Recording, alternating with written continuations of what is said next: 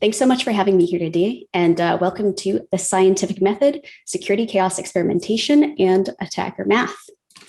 I'm Kelly Shortridge. You may know me for the recent O'Reilly report on security chaos engineering, which you can download for free. You may also know me from my research into the intersections of behavioral economics and infosec. I was most recently VP of Product Management and Product Strategy at Capsulate, which is a startup based in New York City, providing Linux monitoring and detection for production systems. I'm actually going to be joining a super exciting cloud computing company as a senior principal product technologist this summer. Stay tuned. So why are we here today? What's the problem? The problem is that information security, as it's largely conducted today among enterprise defenders, isn't actually a science. I would argue also as an art, infosec is more finger painting than masterpiece too. Thing is, we can't secure our systems with macaroni art, right? We need experiments. Ultimately, we need science. So the question here today and what we'll be exploring is how can we science our way to better security outcomes? Today, we're going to explore one particularly promising way that I certainly espouse, which is decision trees and security chaos engineering. So first, we're going to start with security chaos engineering and how it blends and ties into the scientific method. We're going to walk through a decision tree case study, as we'll be building one ourselves. Finally, we're going to discuss how to make incidents boring. So let's get started. Let's talk about the scientific method and how security chaos engineering actually harnesses it. First things first, just how do you science in the first place? Use the scientific method, which you should think of more as a feedback loop rather than a finite sequence of steps. So to start your sciencing, you have to ask a question of reality. I think most of you are probably familiar with Isaac Newton and the whole famed case with the apple. So what he had as far as a question was, why did this apple fall from the tree and bonk me on the head? Why did it fall vertically downwards rather than upwards or sideways? Second step is with that question in mind, you develop a hypothesis. A hypothesis is basically a proposed explanation for the question that you had in mind, which we use as a starting point for investigation. So a hypothesis could be there's some kind of invisible force pulling the apple and other falling objects straight to the ground. The third step is we pursue this investigation by conducting an experiment, which allows us to make observations that serve as evidence of our reality. In Newton's case with the apple, his experiments required him to actually invent calculus, which, trust me, you're probably not going to have to do with security chaos engineering. Step 4 is we then carefully compare our observations from our experiments with the predictions from our hypotheses, trying to stay as objective as possible. For instance, you could find that a range of objects like a feather, an apple, or even like a sword, indeed do end up falling straight to the ground, as in our hypothesis, but maybe we discovered that they fall at different speeds. And finally, you want to report your findings and then iterate. So after this analysis of our evidence, we can report and document our findings and use them then to refine our understanding of reality. Then we iterate by asking new questions that lead to new hypotheses and new experiments. Isaac Newton actually did just this. It wasn't like a one-time thing and he discovered gravity, right? He refined his hypotheses over and over and over until he derived a conclusion supported by this wealth of evidence.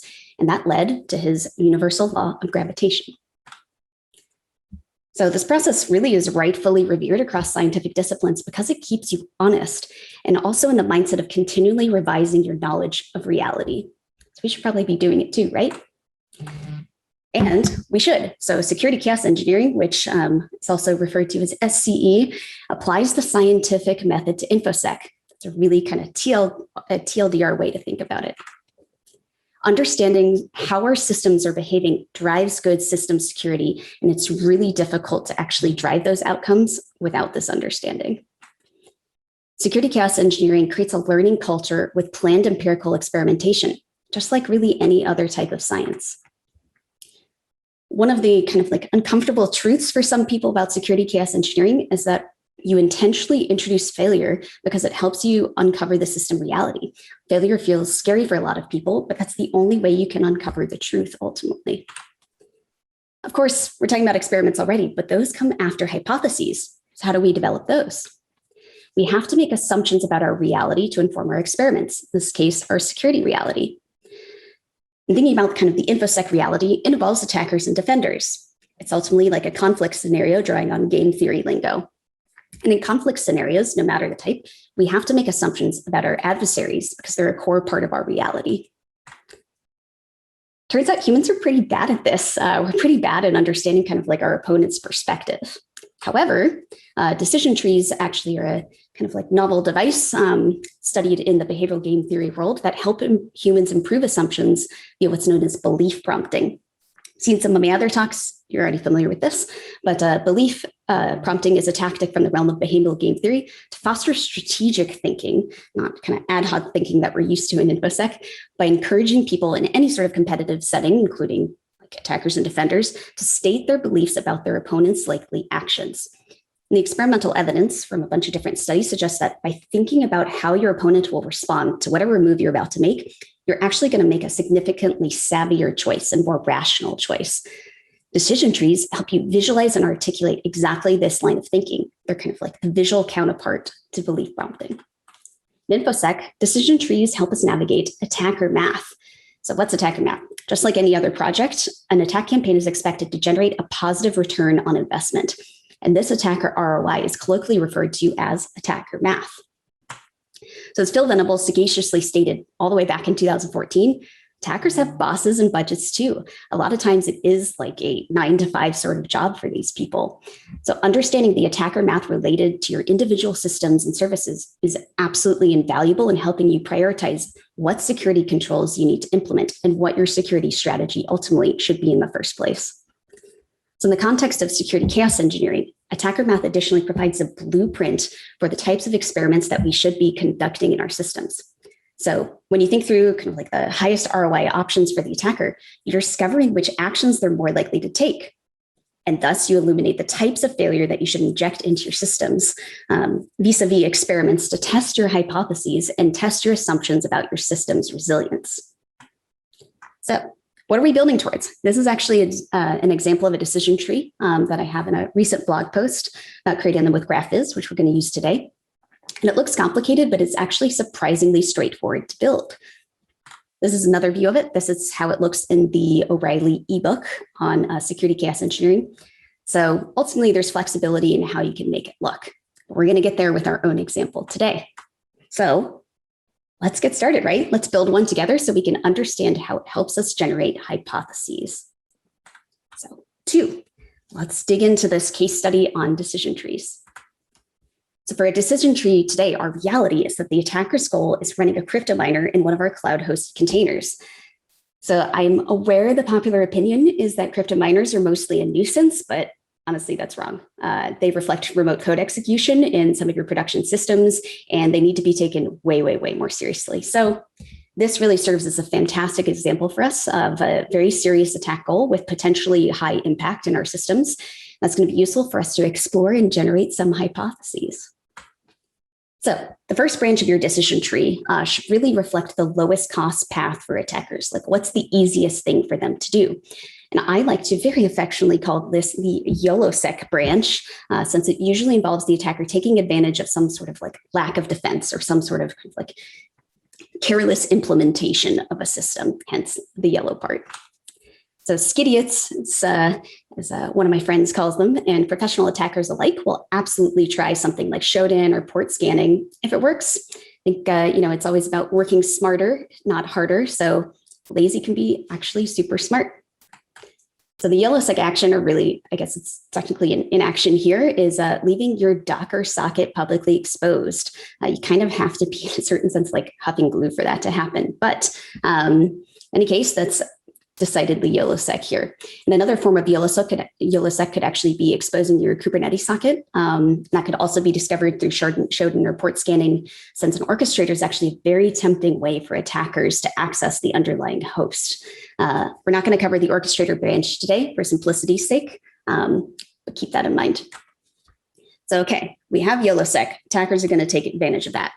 So once they get access to the host via the Docker socket, the easiest thing for them to do to reach their goal is to schedule a container that includes a crypto miner. I like to think of this instead of like BYOB, it's bring your own container, sort of like hot option for like brunch time for attackers, right? So we can build this first very, very simplistic branch where we have reality. Then we have the attacker using like Shodan or port scanning tool. And then because we YOLO sect rather than actually defended, the attacker can find our publicly exposed Docker socket. Whoops. And then from there, they can schedule their own container and then run a crypto miner in that cloud hosted container. Then the attackers win. See here, I've differentiated some of these with colors. Again, you can check out a blog post for more about formatting this. We're not going to cover that today. The obvious mitigation here, because now we need to think about like, okay, the attacker is going to do this. How do we respond, right? So the obvious mitigation is to not publicly expose the Docker socket. Adding auth is another option. We won't cover that today. Unfortunately, what I've seen in practice is a lot of defenders kind of stop there with their thinking. They think like, yep, job well done. But that's not how reality works. Attackers have a goal and they're going to escalate their investment as necessary, again, depending on kind of the value of the goal to them. So after each mitigation that you assume or you put in place, you always need to think about and ask yourself and your team, how is the attacker going to respond to this? In this case, like if we don't publicly expose the Docker socket, the attacker could respond in a few different ways. It's obviously attempting that the attacker would escalate to like throwing ODA at us, but honestly, that mostly serves to flatter ourselves, and we're probably not that important for the most part. Realistically, though, the attacker will consider the next easiest or least expensive option. And in this case, it's probably scanning for vulnerable web apps, something like WordPress. So anticipating the attacker's response to our response allows us to preemptively respond. This is really the magic of belief prompting, K-order thinking in action, and decision trees.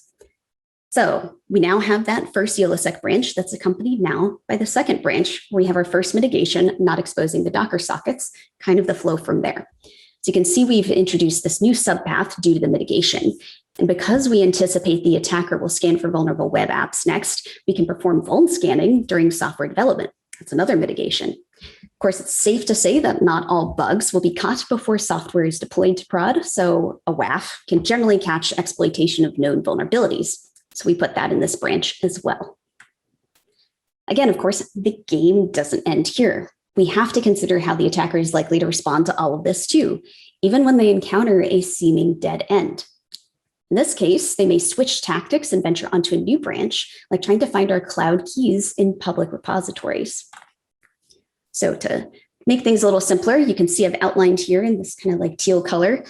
This third branch shows that the attacker will likely scan our GitHub repos for AWS, GCP, or Azure keys in response to our WAF mitigation. We can actually indicate that kind of relationship with a dotted blue line. You can see it goes from WAF up to scanning the public repos. That's a way to kind of visually illustrate some of these flows.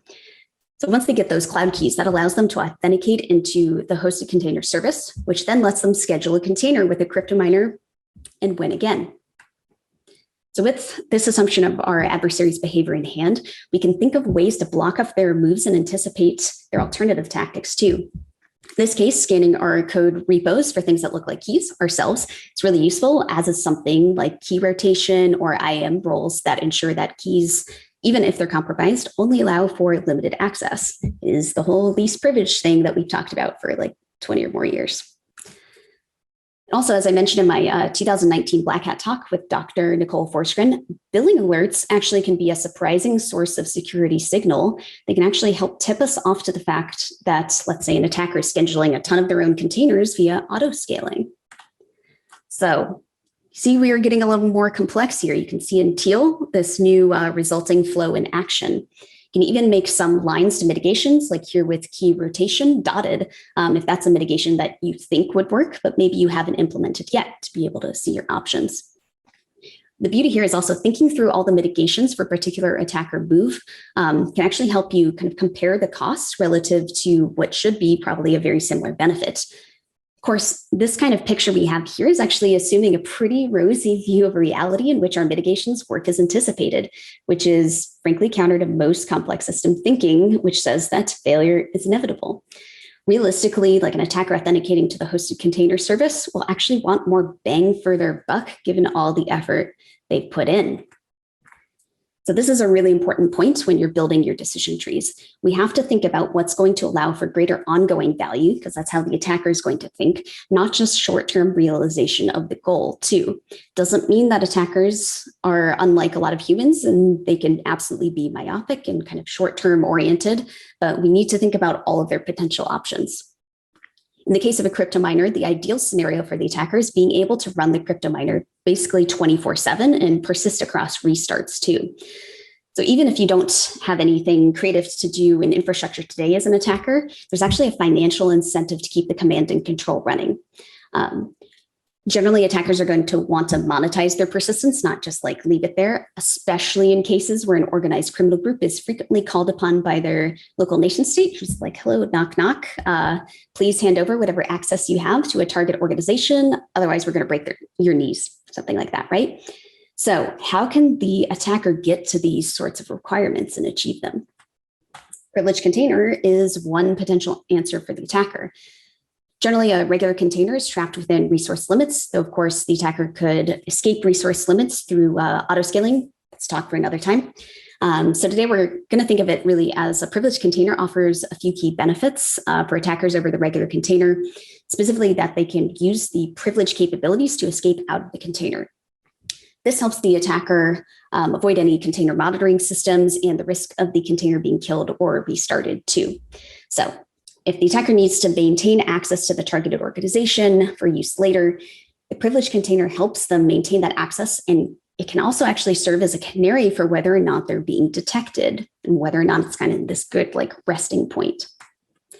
So once the attacker uses the privileged containers to escape the host, as you can see here, again outlined in teal, they can create a new system daemon and ask system D to run the crypto miner, again, resulting in the win.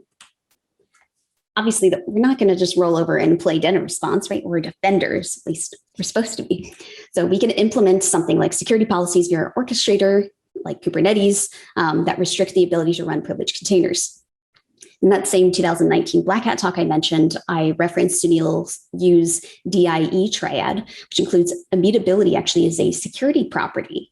In this case, an immutable host, which means it can't be changed or modified after it's deployed, means the attacker can't actually write to disk, so it counts as a mitigation. And the activity that the attacker could perform on the host to abuse it could actually be caught by some sort of host security monitoring tool that's looking for something like new files being executed. So, okay, we've implemented those mitigations, and now the attacker's just like super stressed out. They're on their like 12th matcha. They're trying to like power through this, and they're really, really feeling bad vibes. We haven't made it easy for them. And that's precisely the point here. Of course, again, they're now super caffeinated, and they're going to think like, what can we do to get around this final host monitoring mitigation that we implemented as defenders? It requires more of an investment, but as the attacker, they could deploy a fileless crypto miner that doesn't require disk access. This is certainly fancier, but certainly in the realm of capability for like an organized criminal group and definitely a nation state. This means they haven't made it easy for us either. We're also like just downing coffees and matchas. There's actually a very clever mitigation here that we can borrow from SREs, which is monitoring resource usage.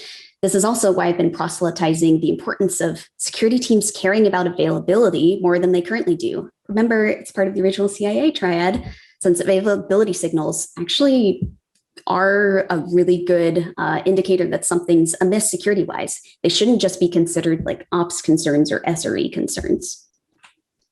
So I've cropped this so we can take a closer look at this part of the tree that we just fleshed out. So we can see our new mitigations as far as like immutability, monitoring, both host security. You can see the attacker responds with fileless crypto miners.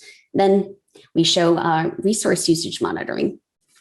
So again, we're seeing these flows of like, we do something, the attacker responds, we respond to that. Yay, we've ruined the attacker's day, week, maybe even possibly a month. Remember, attackers aren't automatons. They're humans that have emotions and egos too, definitely egos. So you can absolutely frustrate and disappoint them and maybe even make them angry. Of course, anything emotion driven, like they're not just going to give up. Their ego's been bruised. It's not over yet. So this brings us in any decision tree to the creation of the hardest attack path. This is the one that requires the most investment on the part of the attacker.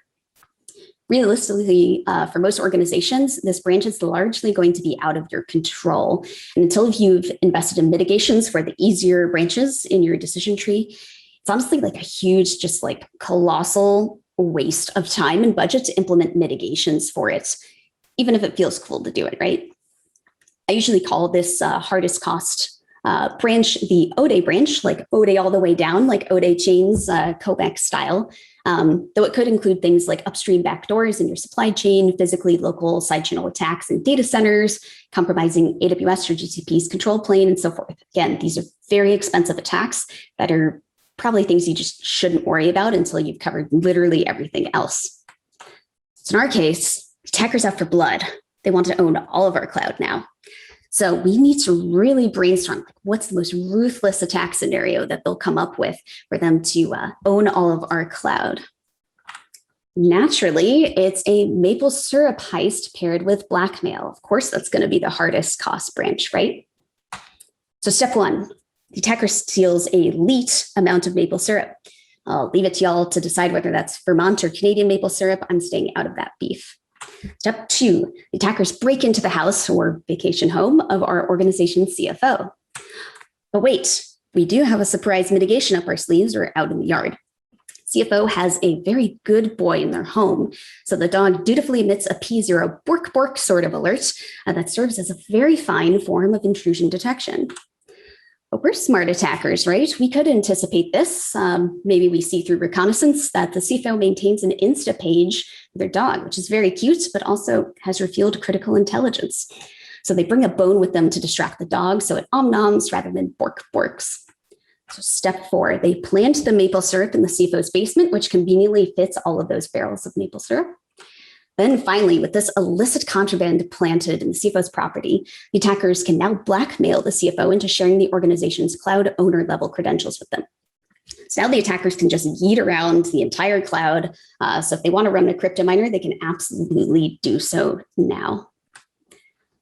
So again, we've now cropped it here to this kind of like teal section here. So just like some of the fancier nation state attacks that capture our attention and imagination, like, come on, you would invest in mitigations for this first, right? It's ridiculous. So keep that in mind the next time you hear about some vendor offering like niche protection against a risk that's largely out of your control. The fallacious feeling of control isn't worth sacrificing your ability to raise the cost of attack on other branches, I promise. So now we can zoom out to see our decision tree that we built today in full and admire our hard work before moving on to the next phase of sciencing. So you can see this beautiful tree, and it looks really complex, right? But when we broke it down into steps, you can see it's actually really buildable. You should build it collaboratively too. I also recommend not having your decision tree in PowerPoint like this. Put it as a PDF if you can. Talked about this again relatively recently in a blog post, but it really helps with navigability if you can like zoom in and pan around. But as you can see, ultimately, we have this lovely visualization now that documents our assumptions about likely attacker actions and also how we can successfully respond to them. Again, a crypto miner is just one common attack goal. You should really create decision trees for all goals attackers might have against your organization, even if attack success would lead to only actually if attack success could lead to some sort of material erosion of your organization's value. So a lot of people tend to ask me, like, how should we prioritize these trees? So this is an example prioritization matrix that's from the O'Reilly SCE ebook, and it's comparing attacker value with organizational value. So for instance, a Slack emoji database doesn't matter to attackers and it doesn't matter to you. Don't create a decision tree for them. But a production revenue generating service, yeah, that's going to be really important to the attacker and also really important to you. Same thing with just general compute resources, like in this case today. So now we can move on to using science to make incidents boring, which I know you're probably very skeptical at the moment about that. So remember our goal, like when we look at traditional security, it's important to ask ourselves the question, like, what if instead of like all this stuff we're currently doing, we proactively and purposefully initiated incidents expressly to learn about the impacts that they would have in our systems and design very like graceful automated responses. We have to assume failure and design the system to expect failure and handle them gracefully. And we can do this with the power of science, specifically the scientific method. That's what SCE does. So now that we have our hypotheses from our decision tree we created, we can now proceed to experimentation. So experimentation really, when you think about it, like seeks to derive new insights and information that was previously unknown about our reality. These insights really complete that feedback loop we talked about with the scientific method. And ultimately, that is what drives scientific progress. So also feedback loops are really just essential for continual learning, which is the only way as defenders we can keep up with ever-changing context, right? Constantly hear about security is always evolving. Like this is how you keep up. So security chaos engineering introduces security observability into your defensive program through this rigorous experimentation that helps illuminate the security of a system in reality, not just in theory. So big question is, how do you conceptualize these security chaos experiments anyway? Really useful template for defining experiments is, in the event of a condition X, we are confident that the system will respond with Y. So let's take a look at some of the ones that bubble up from our decision tree today. So in the event of a misconfigured Docker socket, we are confident it will be detected, logged, and killed. You can see the case study in the Security Chaos Engineering ebook about Chaos Slinger to learn about how Aaron, my co-author, conducted a real security chaos experiment for misconfigured ports. Another one is, in the event an attacker auto-scales their containers, we are confident a billing alert will be generated. Then as a final example, in the event that a crypto miner payload is downloaded onto a host, we are confident our host security monitoring will detect it. So big caveat first is experiments require careful planning. Aaron wrote a chapter on how to thoughtfully conduct these kind of experiments in the ebook, so please read it. For the sake of time, though, we're going to assume that you're planning carefully and move on to the next step of sciencing. So step 4, the scientific method, where we are now, which is comparing our observations to our predictions once we've conducted the experiments. As scientists, which is what we are now using security chaos engineering, we have to analyze our experimental results to validate and refine our hypotheses. In the case of decision trees, you want to conduct experiments for each branch of the decision tree, ideally, again, starting with more of those low-hanging fruits. And then with this evidence in hand, you should validate each of the assumptions that you had in the tree. One of the ways you can do this is conducting a post-mortem to discuss what did or didn't work as intended. This is true for both the attack and defend side. You want to examine the experimental results from all facets in order to more deeply understand your systems. Importantly, this post-mortem has to be blameless. So finger pointing at humans is the fastest way to kill a learning culture. So finger point at the decision tree instead. That's kind of why it's there. So this postmortem is really when you should be, and this point in the kind of scientific method, it's when you should be asking a lot of questions like, where were your hypotheses correct? What did you overlook or miss? Like maybe one attack step required another step in order to reach the attack goal. Maybe you didn't anticipate that. Maybe the policy controls that you thought were being enforced actually seem to be taking a nap. So once you've analyzed your experimental evidence, it's time to document your findings and iterate on the experiment. And this is how you really complete that feedback loop. To report your finding, it's really useful to update your decision tree, ideally with versioning, by incorporating all of your newfound experimental evidence. Honestly, like who likes doing documentation, right? But it's super duper essential to sustain a learning culture. Remember, scientific progress just as a whole, whether you're looking at physics or chemistry or the creation of the recent vaccine, it's always a result of building upon prior knowledge. So without those prior findings being documented, progress would just be much more limited, even in our world. So hopefully you get it now. So you've dutifully reported your findings, and now you can iterate on your experiments. The more you conduct your experiments, that specifically are reflecting the potential security failures in your tree, the more your teams can actually build new muscle memory for responding to incidents. The repeated practice of these experiments can make incidents actually feel boring instead of scary and stressful.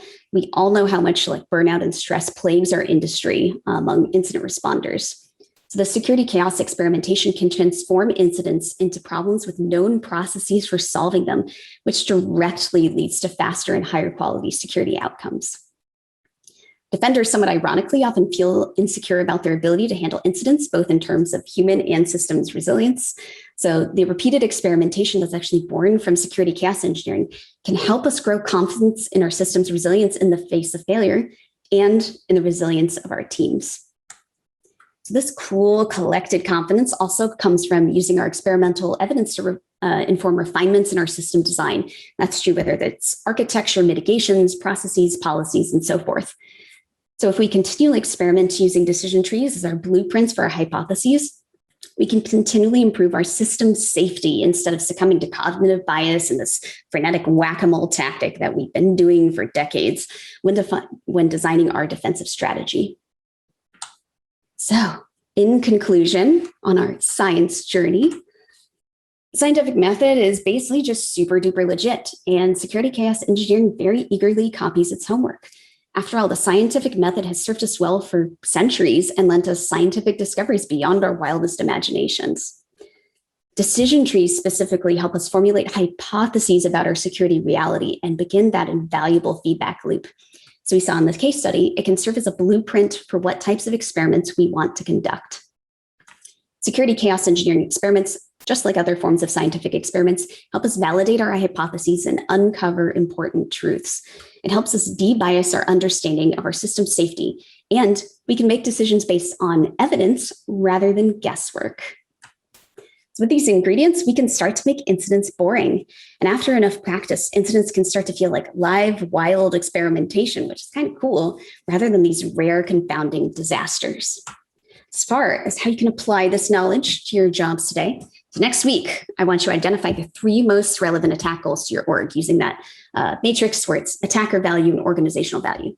For the next 3 months, you should create a decision tree, again, collaboratively for each of those 3 attack goals.